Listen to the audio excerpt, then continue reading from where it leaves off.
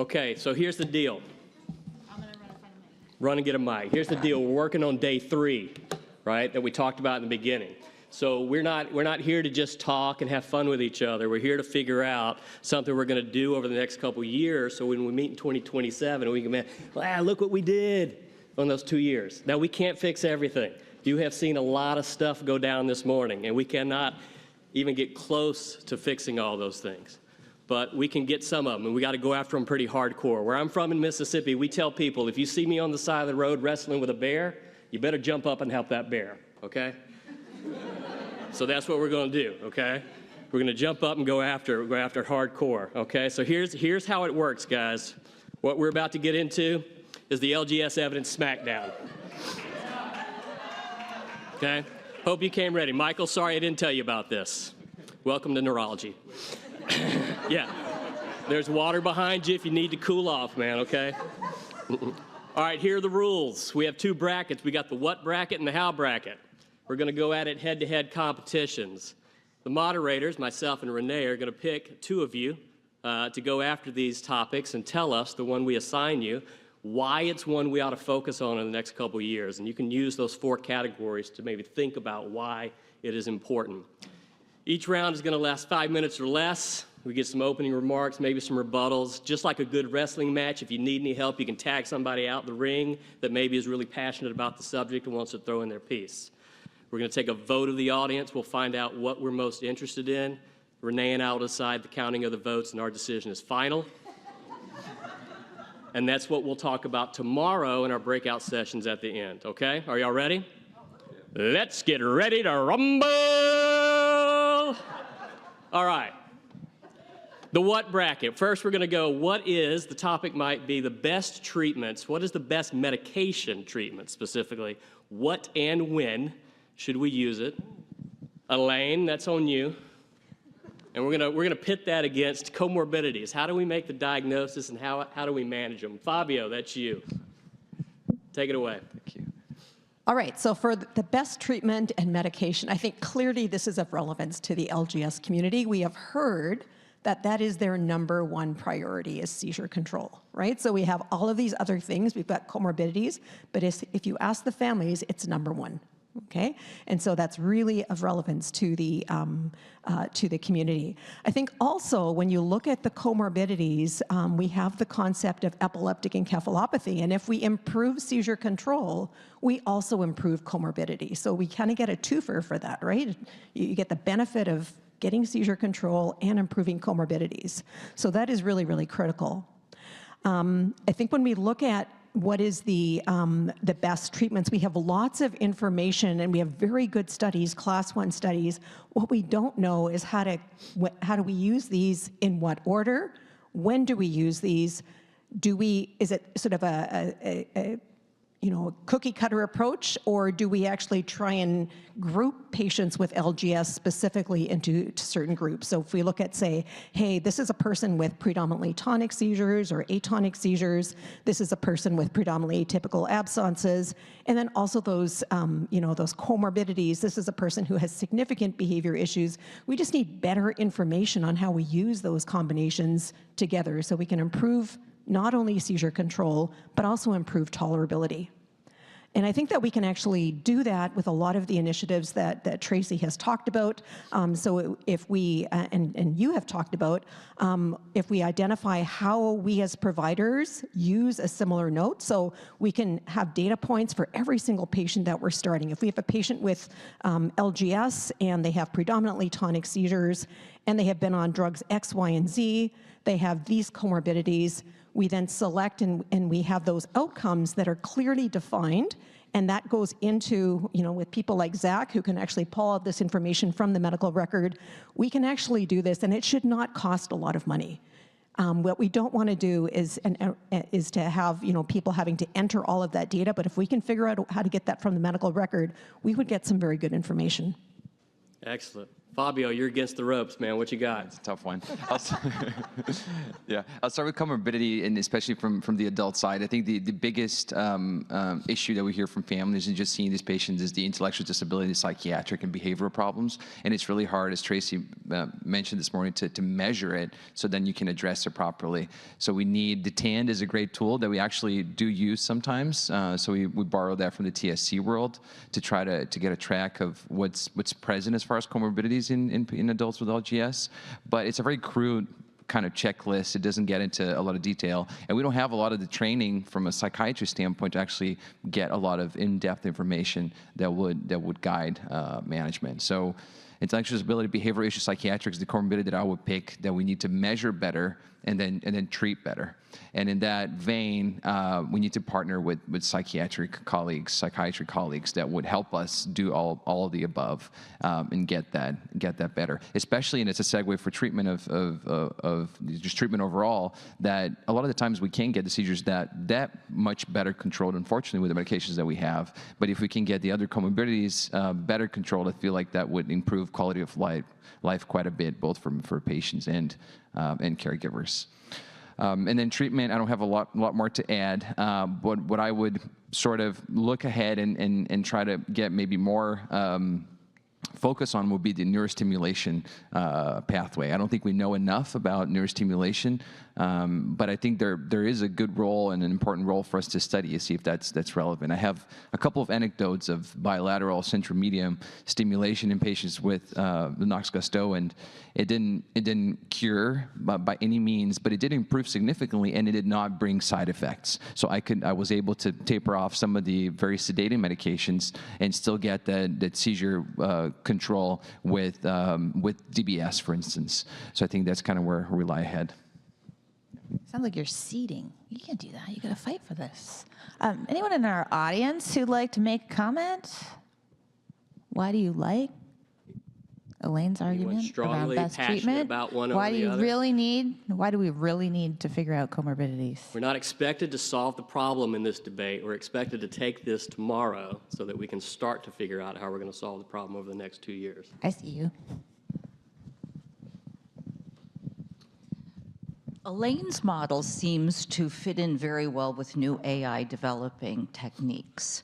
And so that we'd be able to, like you said, not have to enter it into a database, but actually use new AI availability, if you will, to come up with these answers. I challenge you to discuss how AI could be beneficial in setting up models to help us figure out ways to improve comorbidity at the same time as seizure control, because that's what we're doing 90% of the time. Does this med make your behavior worse? Does that med make your aggression worse? So is there something you can suggest that can help, if you will, both of those issues and work into an AI model, which I think Elaine was sort of alluding to?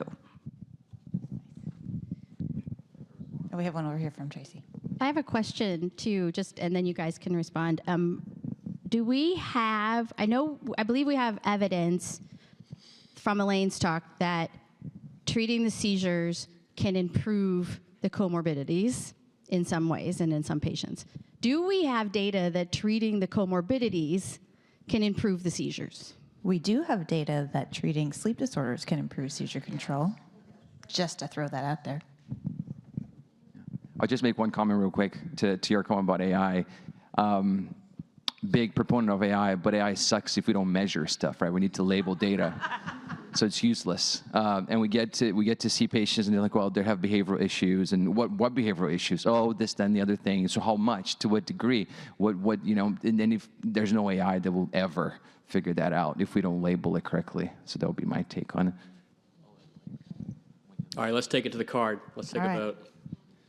So who wants to go with Elaine and the best treatment, med-wise, what and when? Show of hands. Show of hands. Okay, and how about Fabio and the comorbidities? All right, Fabio, you're down for the count. Sorry, bud. Okay. All right. Next, we're going to go to the bottom of the bracket. We're going to go for centers of excellence. Let's see. I'll put Emily on that one. Centers of Excellence versus transition. We're going to put Ann to that one. Oh, am I going ahead? Okay.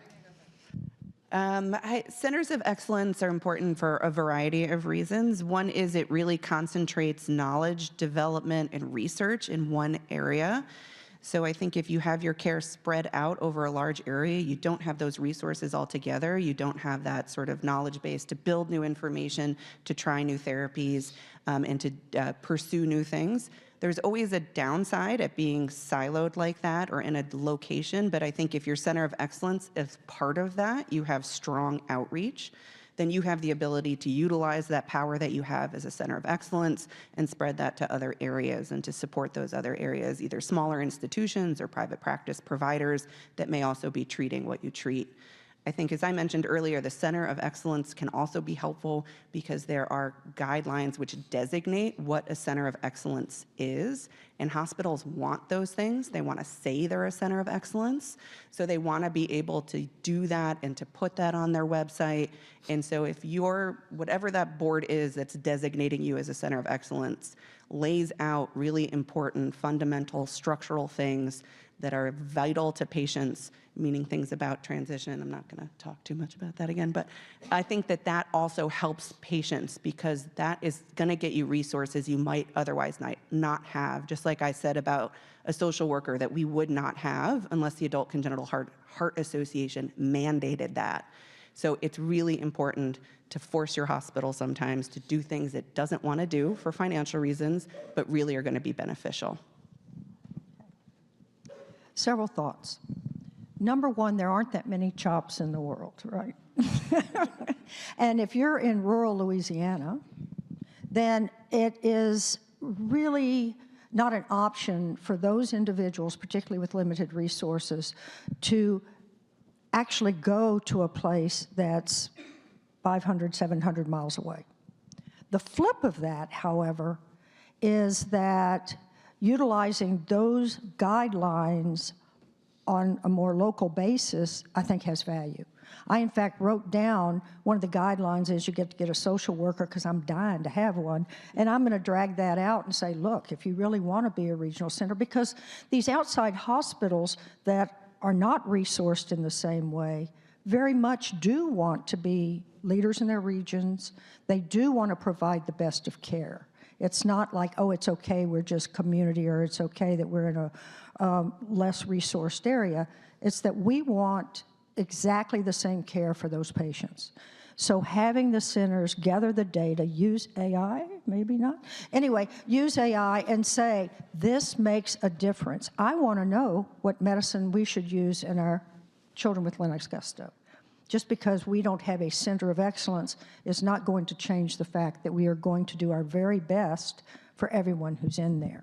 So I think yes for existence, but yes for reality, and that is that we need to see how we can provide for the real people, not the real, I just threw that out for the smackdown, but how we can provide for people throughout our country and maybe globally. All right, but you're supposed to be arguing the case. Yeah, I mean, it really transition. sounded like you were Dr. basically Tilton. like, just smack me in the face. Emily. So why should we focus on transition? Like, what if we just focused on transition? Like, forget a whole center of excellence. There's just one thing we want to focus on. I thought I had to really like get in the mud on this. Well, you did a good job on that. Now. Okay. But transition, why do we have? Again, because it affects 500,000 people a day, or year, excuse me. And some of those people have higher needs than others. We've already established that for the DEEs, it's at least 1,000 people. So to say that it's not important, or to say that, I think we've already proven, you did in congenital heart, but we can prove in kidney and other specialty care, that children who really have complex issues are going to have worse care. I think that if we somehow can get to the numbers, those ER visits that increase, the transplants that are lost, the seizure control that's lost, or whatever else, we'll be able to do quality of life, well, to do, what they call it, year life, when. Quality adjusted life. Quality adjusted life, thank you. So, any rate, so I think that transition goes from someone who just has an underlying diagnosis that's going to be in the workforce the whole way to someone who has significant needs. And to ignore that in all those people is just much more amplified in the people who need more. So transition is critical for everyone. All right, we had a request to comment from Michael. Yep. Yeah, I just want to advocate for centers of excellence. So I spent a lot of time in my talk talking about the variations that exist even amongst the cystic fibrosis centers of excellence. But the fact is that there are 160 CF centers around the US. They're, in some cases, far away from people, especially if you live in Idaho or Wyoming and so on and so forth. But the fact is that subspecialty care is arguably the most powerful tool that we have in taking care of patients. It's second nature to me to deal with a whole host of different issues in cystic fibrosis that another pulmonologist who does CF but also does asthma, who also does chronic ventilator kids, who does so on and so forth, is not going to be as familiar with. So I think that the expertise that's developed at these centers of excellence is really a tremendously powerful tool. And by the way, if you're in the center of excellence, you're going to be working on transition. So, I mean, the transition is sort of folded into that. But I think that, I think we can't disregard the power, not just of subspecialty medicine, but of subspecialty medicine. And these patients who have difficulties with access can still see somebody locally, but then still periodically visit the center of excellence to get a review of their care. And this isn't to speak to all the issues of developing new models and research and so on and so forth. All right, I want to say one, Juliet and then Elaine, go ahead. one thing just about centers of excellence.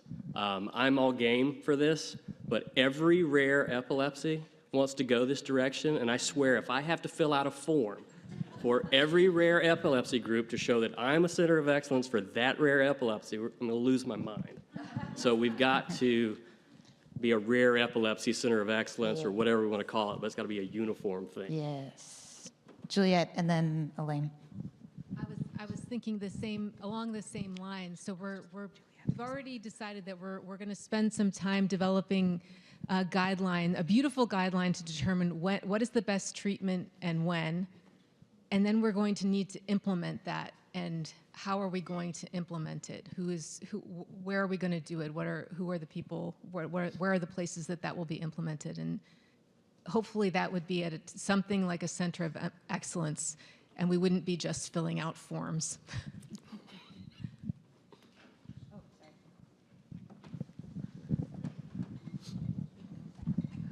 I just have a comment, not really like a question. So I live in rural New Hampshire. My nearest facility is 3 hours away, Boston Children's.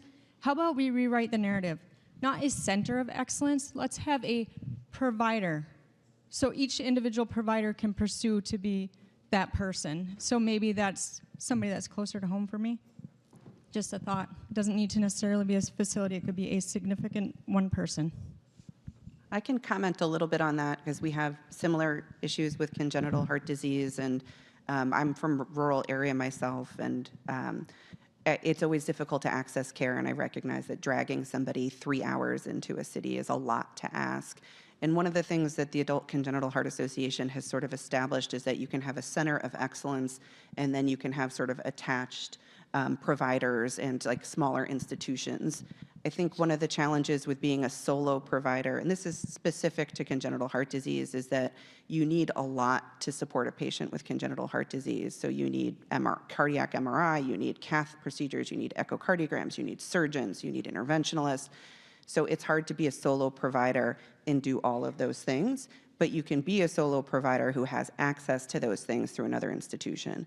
So I think it would be incumbent upon those national centers of excellence to be a resource for everybody, and an easy to access resource, not a I called 5 times, why won't somebody call me back resource, but a resource where you're really getting back, you're really engaging with that care and sharing patient care. All right, let's take it to a vote. We got a lot more fights, a lot more rounds to have here. All right, let's see a show of hands for Center of Excellence as a how. Okay. Let's go with just focused on transition.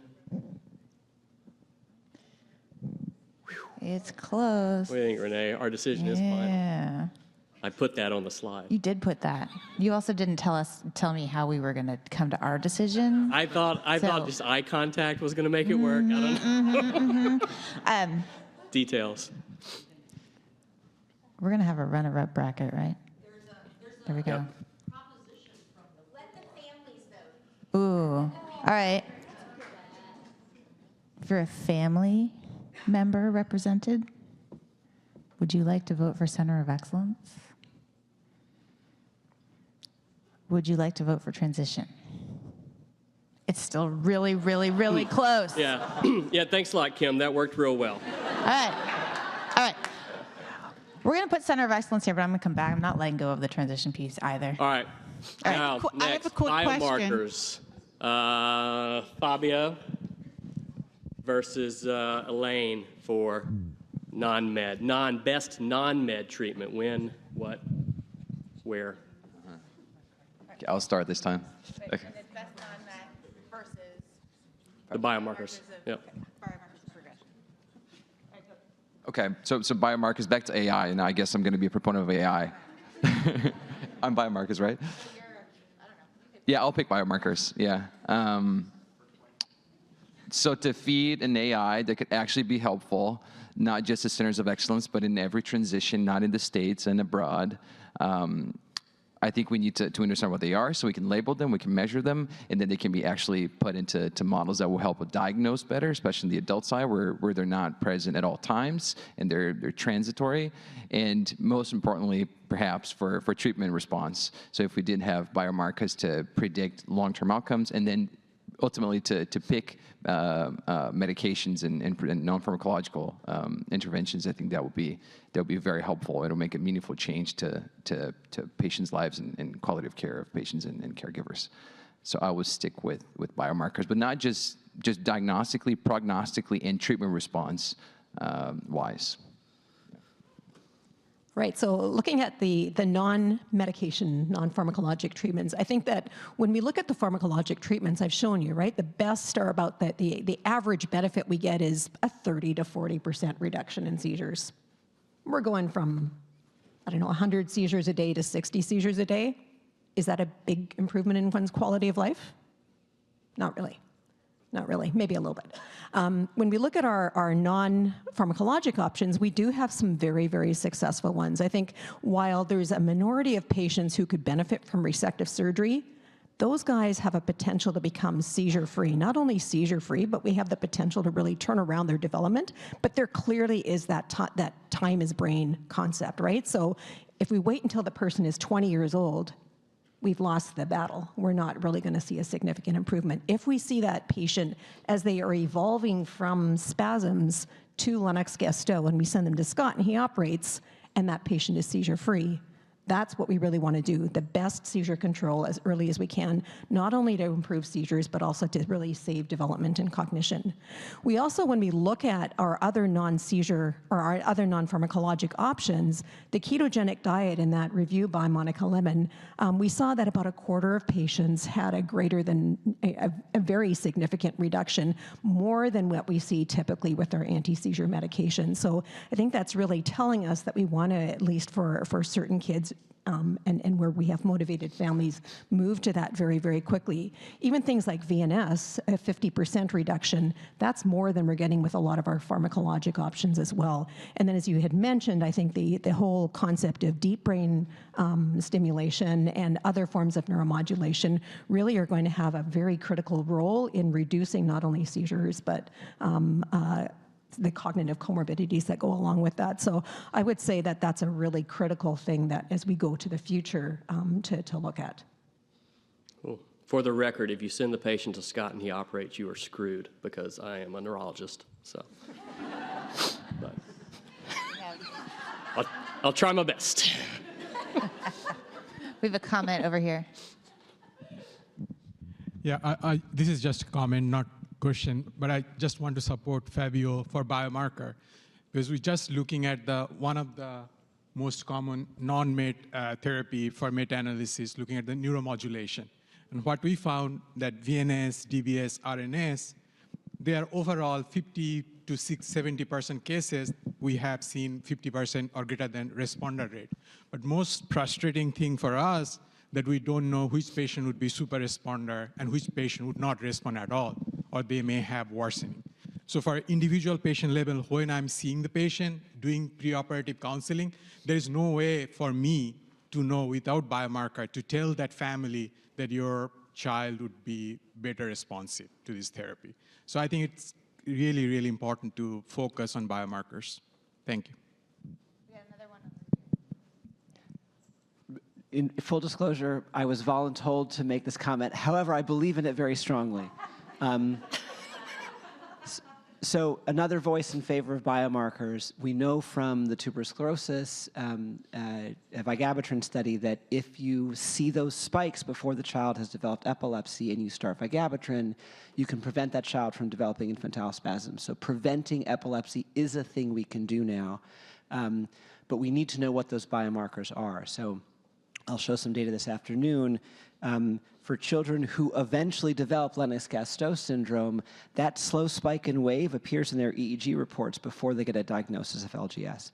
And so it is possible, I don't know, but it's possible that if we see that and we do something, give them high-dose steroids, give them gene therapy, give them some ketogenic diet or something else, some other magic, that we might be able to change their natural history. But we need to know what that biomarker is, how to measure it, get it out into clinical practice, develop some comfort and intuition about it before we can do that.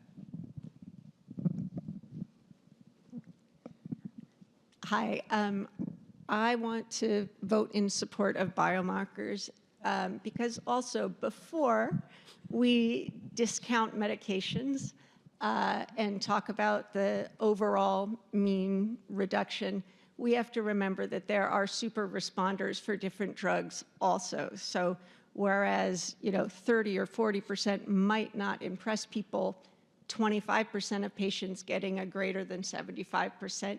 So similar to VNS and RNS, there are super responders for almost every treatment. And those of us in clinical trials do that. We had the refractory patient, and then suddenly their life is transformed. So the biomarkers are really that golden ring, so that and that's non-treatment, or it's treatment agnostic. The biomarkers, universally, as well as preventing disease and identifying early. Thank you. We have one more comment here. No, that's fine. I was going to go for non-med, and now I just don't know. So, and here's why. So I'm a parent. My daughter was diagnosed with DOZA in 2006-07. We are now very much in the deep end. She had 5 years seizure-free, and then it all came back. Don't know why. It is clear to me, in terms of bringing in evidence for all of this, that we're definitely talking about a continuum. At last summer's conference, I recognized half of the genetic errors that were on the LGS list. Many of the DOZA kids are being transferred over to LGS, and is it because they actually have better access to the new meds, or if it's because they're actually meeting the EEG, which that's the only thing we still don't have. I actually have no idea, but I think it would be useful to look at both. I kind of want to do all of this, just because whatever works is what I am for. But I keep going back to when is the non-surgical, and can we look at some of the DOZA kids and just consider that as part of a continuum of going to LGS, and can we use that information to prevent it so that they do not become LGS? Anyway, so I guess I'm in the middle. All right, let's take this one to a vote. So who wants to pursue the biomarkers? Okay. Who wants to pursue the non-medicine treatments? think we can agree on the winner here. Yeah, I feel that one's a clear knockout. Okay, all right. I have a question. Is it possible to file a complaint? It's kind of like billing for transition. You can do it, You but you're can not do going to it, get paid. So go right ahead. Well, All right.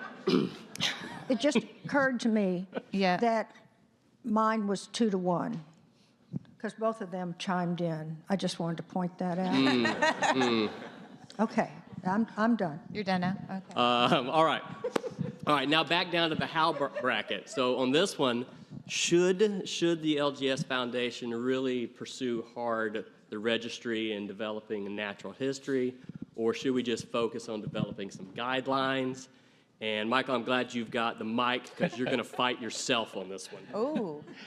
That's good, because I was thinking back and forth. I wonder which one of these Yeah. I was going to get assigned to. So, of course, I like collaborative games better than competitive games. And so let's all work together and do both. But I think that if I really had to choose and I had to put all the eggs in one basket or another, I would go for the registry. The registry is a bigger win. The guidelines are important and frankly require less of an investment, and so that's why you could potentially do both, because you can pick out a couple of specific topics, get a few experts or so-called experts together and let them work on that over a period of a year or so, and it's not a huge investment. The registry is a big investment. The registry is going to take a lot of time. It's going to take a lot of money.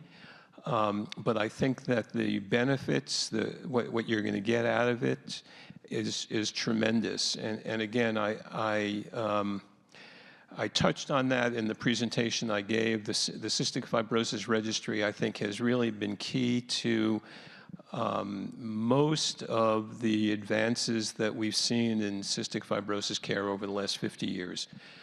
For the reasons that I mentioned earlier. First of all, it gives you a better idea of what the overall population really looks like, because without that, you're not going to know.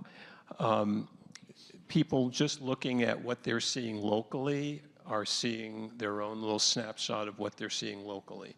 But getting the larger national or even international picture is going to give you a better idea of what really the lay of the land is. Number one. Number two, you really can begin to start looking at not just natural history, but what is the variability in the overall natural history and what are the risk factors for that variability, and it's going to start giving you some clues about what else you need to look for. And then, as I spent a fair amount of time in as well, there's going to be all kinds of untapped knowledge about what's going on in one center compared to another that nobody right now knows about. Right now, you get together at a conference like this, or you get together at maybe a larger child neurology conference, and you've got everybody who's assuming that they know the same thing, who's assuming that they're doing things exactly the same way. And it's only when you have a tool to really begin to drill down and see what's actually going on at different centers, you're going to see there are nuances that are different, and there's an amazing amount of knowledge that's in those nuances. And again, one of the QI people who we met with early on, 20 years ago, whatever, talked about, had little phrases like, one I already mentioned, which is every system is perfectly designed to achieve the results it gets, but the other is variation is a gift.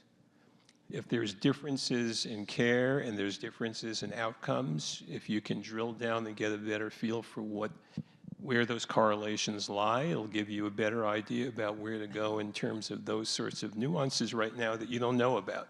You've got, dozens of articles talking about drug A works in this percentage of patients and drug B works in that percentage of patients, and maybe people have some general idea about what to do first and what to do second, but the sort of the data you'll get from a registry will give you a little bit better idea about what works in real world practice. Okay. Does anybody have strong opinions on one over the other We have a comment that you want to comment on? To use a bad basketball analogy, the registry for me is a slam dunk. But I want to go back to grappling for a second. And Michael, one of the most feared wrestlers around is The Undertaker. And in LGS, for us, it's pneumonia. What our experience is that there is a real awkward dance done between the epileptologist and the pulmonologist when they see my kid in terms of what the hell do we do now and who's in charge. And our goal is certainly to avoid intubation. We've not had a good experience with that, but we've sort of been able to develop a protocol that if we can get ahead of the pneumonia before it manifests itself, it seems to work. But I don't see that coming out of my pulmonologist. Any expertise or guidelines you can give us in that area of expertise? Probably yes, but maybe that's sort of a sideline discussion. I can tell you that from my perspective as a pulmonologist, I wish more of these kids were sent to me early on, because I see a lot of kids being managed in ways that I don't necessarily think is the optimal way, and it's only when they're in the hospital for their third or their fourth pneumonia that somebody finally comes in to, says, well, maybe we should call the pulmonologist. So I can't speak to what your pulmonologists are not saying to you, but I think that I think that bringing pulmonology into the discussion early on is a good idea. And that's all I can say right now. And you can tell me offline what your pulmonologists aren't doing, and we can have a discussion about that. We have one over here, too. Can I? So 2 quick comments from a reformed pharma executive. One of the things that we were able to do with registries, the first was using the largest MS registry in the United States. We were able to use retrospective longitudinal data in order to inform not only national but also international imaging guidelines for best practices in multiple sclerosis. The other thing that would be important about a natural history study is that as we're thinking about pharmacotherapies and possible developments, pharma partners are very interested in having access to natural history data in order to design their clinical trials, in order to assess patient efficacy and safety. And I think that this could potentially be a real opportunity for the foundation, families and providers to be able to get access to better treatments more quickly. Great. Let's take one more, and then we need to vote, because we got a few rounds to go. As a parent, I see the value in both the registry and the guidelines, and kind of to echo the sentiment here is, those registries allow for those longitudinal studies, help inform those decisions going forward. However, the guidelines, and I see the registry as a long-term, guidelines are needed right now. When I go take my kiddo into the ER and he had an injury, they don't know what to do. The responsibility falls on the parent to inform them and say, hey, this is the protocol that is written. There's, LGS affects so many different areas, and I feel like we can have guidelines for different areas in the immediate care. Just really quickly, so I vote for guidelines as well, and I want to stir the pot a little bit. I think we have, and I agree with your comment and family comments, that we have enough information that if put in practice and they're actionable, we can actually make a meaningful difference right now. So just going over, for example, everything we need to do for adults with Lennox-Gastaut or Dravet for that matter, it's beautiful on paper, but in real life, we don't have the resources or the education or the accessibility to actually put those in practice. So if you want to make a difference right now, we have enough, I think, to put an actionable guideline and move forward faster. All right, ding, ding. Let's go to the vote. All right, registry natural history.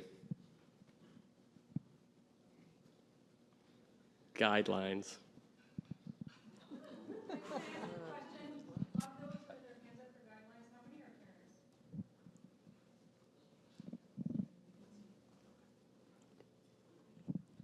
What do you think, Renee? I just want to comment that guidelines only help if people are reading them. And I can tell you that LGS guidelines are not going to be read by the people in the emergency room.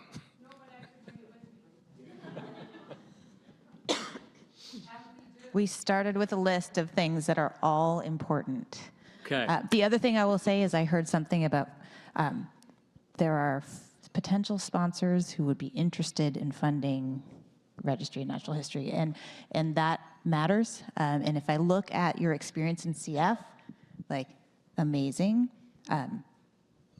Our epilepsies are 6 times more common than CF, and we have, I can't even calculate the number of zeros behind in terms of funding. So where we can bolster funding to get ourselves moving forward may be valuable. I just, as far as that goes, I just want to say that while the Cystic Fibrosis Foundation Registry started in the 1980s, there was a drug company that developed a new medication for CF in the 1990s that actually sponsored its own registry as a way of doing the sort of phase 4 follow-up studies, and it became also an extremely valuable tool. So I think the idea that pharma can collaborate with you to help develop it would be a win-win. Okay. Absolutely. Now we're going to go best treatment medication versus biomarker. Now we've already kind of talked about it, so does anyone have a impassioned plea they want to make for one or the other before I we was saving vote? something for the end because I knew we were going to get to the Champions League here. So I think if we throw in genetic biomarkers, then I think we can win the battle really easily. I think if we can have a polygenic risk score, or if it's monogenic, it's just an understanding of prognosis, how to treat particular patients with particular mutations or particular scores, I think we can really change the playing field and make so much headway into getting people to a much better place. So when you vote, remember of genetics too. Great. So I think the issue clearly is not what we need, but when we need it. I think that's the important thing. So clearly all the things are important, right? And we have seen some discrepancies between kind of like doctors and caregivers, right? About what is important. But I think the main issue here is that we don't really know what LGS is.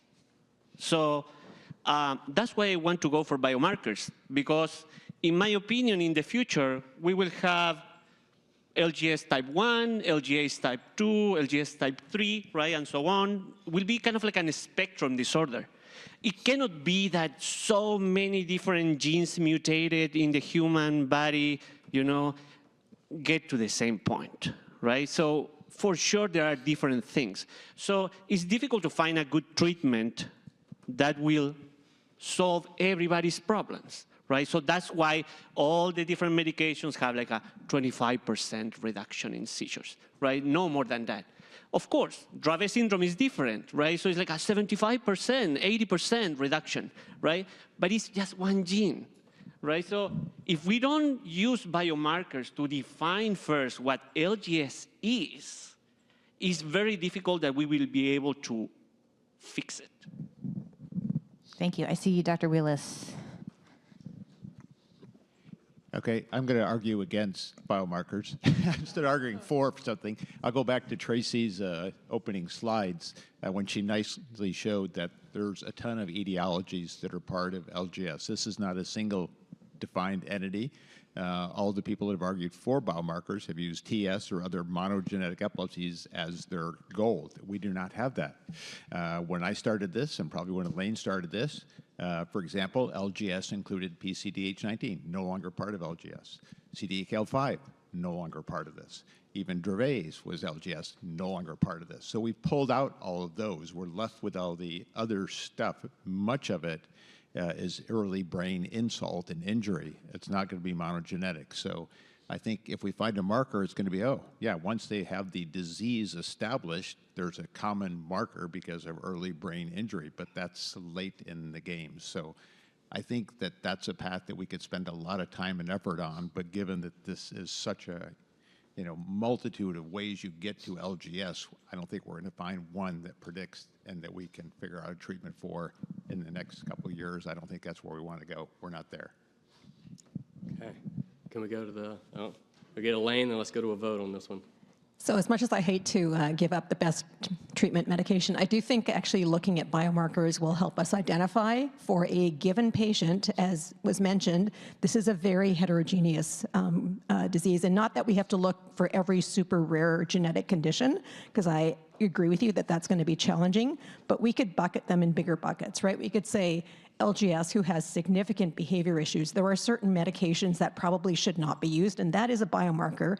And we know that for that group of patients, certain medications will fail not for efficacy, but for tolerability. And I think we can also look at potentially seizure types and then etiology. So I think there are bigger buckets of biomarkers that would be useful and would help guide us select the best therapy for that given patient. Okay. All right. Let's take it to a vote. Who wants to go for best treatment medications? Damn. If you're going to vote for biomarkers, would you stand to your feet right now? Who's voting for biomarkers? Okay. Okay, all right, well. That's clear. Biomarker to the finals. All right, next, registry natural history versus center of excellence. Anybody got a real strong opinion one way or the other they want to throw down? We have one over here. I have a challenge more than a strong opinion. The problem with registries is privacy, and privacy has become a gigantic issue in the medical community and treatment of patients now. And many of us who've worked very hard in pregnancy registry for medications know that national continued registries were extremely difficult. In addition, those of us who've worked for registries for neuromodulation with specific devices, patients have a lot of concerns about giving their information to pharmaceutical companies, and I think rightly so. So we're talking about sponsoring. There's some real concerns regarding privacy, accessibility, willingness, especially with a high degree of suspicion currently in medical communities. Center of Excellences advocates, I challenge you regarding this payment issue, as you very well pointed out. I would love to send more of the patients that I cannot figure out to the Pasquarelli Clinic at CHOP, and I beg people to take them. But treatment, accessibility, et cetera, is a huge issue. So I would challenge centers of excellence to also focus on access from a payment either perspective or, as we're looking at with PERC, being a center of excellence without boundaries, so that centers of excellences are not institutionally based, but they're more widespread expertise with shared support mechanisms, so that people, whether they live in Wyoming or parts of New Hampshire, wherever, can access these centers of excellence. I'm happy to respond. Neither of your concerns have been my experience at all. We see patients in my CF clinic at the very first visit when they're diagnosed by newborn screening at 2 or 3 weeks of age, and just about all of them are perfectly comfortable signing consent to participate in the registry. We do have a few skeptics. Many of them, as we develop a little bit of trust over time, will then sign up. Some of them never do.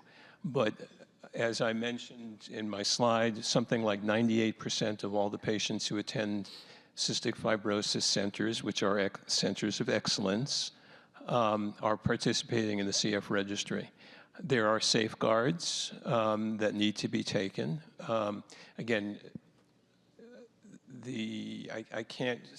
I think there is a reasonable question about when you get the pharmaceutical companies involved. I can't really address that. My memory is not quite as good to remember when we were using this other registry in CF, but for the CF Foundation registry, concerns about confidentiality and data are not there.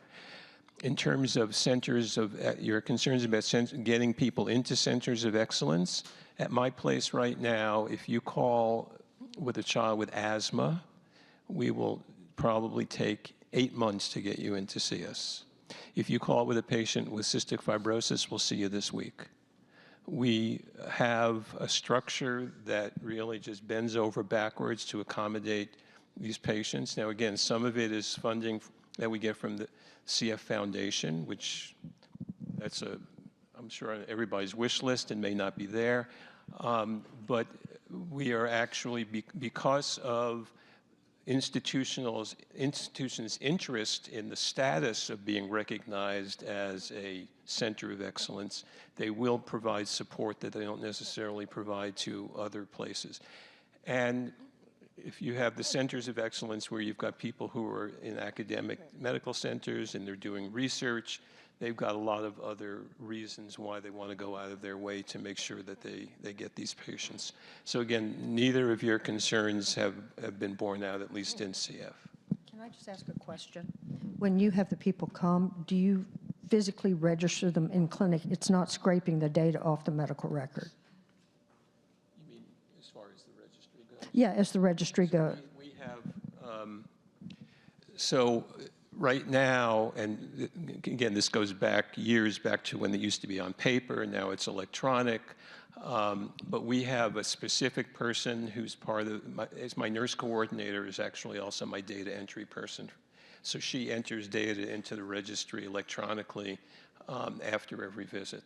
We're working right now, the CF Foundation is working right now on developing communication between Epic and some of the other electronic medical records to get some of the data that's already being registered into Epic to be shared with the registry. And there are some centers that are piloting that, but that's still the exception rather than the rule. Yeah, that is where I know people have hit like brick walls.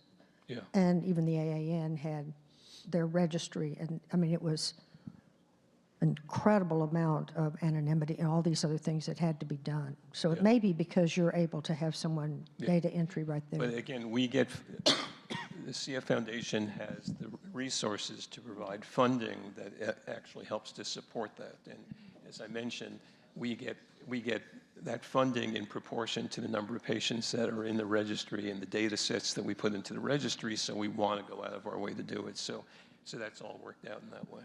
All right, one more comment, and then let's vote. Just comment really quickly on the concerns about being in a more rural area and access to care. It's a huge issue for us, even not being in a rural area. Literally, as I said, being from New Jersey to Philadelphia, like it's a barrier. It's ridiculous. But it's a true legitimate barrier. And often we can make the case, but it takes weeks to make the case, and it impairs a lot of care, and it's really an issue. That's a systems issue, and I can't fix it, but I think advocacy needs to be part of what we're doing when we're talking about centers of excellence and we're talking about doing registries. We need to talk about access to care and how the way that our insurance system is set up really hinders access to care. I also think that having outreach, part of my training in Colorado, and in Denver's like a big city in a very large state, and we did outreach to southern Colorado, to western Colorado, to Wyoming, to Montana. That was part of what you did. That's the expectation of what you did, and that should be the expectation for centers of excellence, is to either partner with other places or to physically go there and provide the care if you're able to do that, and there's no reason that people can't do that other than institutions don't always support it. And so I think that's something that as patients and families need to advocate for, and we as providers also need to advocate for. All right, let's take a vote. Who wants registry natural history? Okay, who wants to focus on centers of excellence? Okay, all right, well, the good news is there's a consolation bracket. So we have centers of excellence versus best treatment med. So does anybody have strong opinions of that? While I type out the champ here. All right, so the consolation bracket is going to be between centers of excellence and best medical treatment. No, everyone's just hungry, so you want to vote? Then everybody's hungry. That's cool. I'm down with that. All right, let's vote then. Who wants to go after determining what the best treatments are medication-wise? Who wants to go after centers of excellence? Okay. All right. Done deal. So there are your three things that we're going to focus on tomorrow afternoon in our breakouts, and we're going to be trying to come up with a way that we're going to meaningfully begin addressing this before we meet again in 2027. All right, great. Bravo.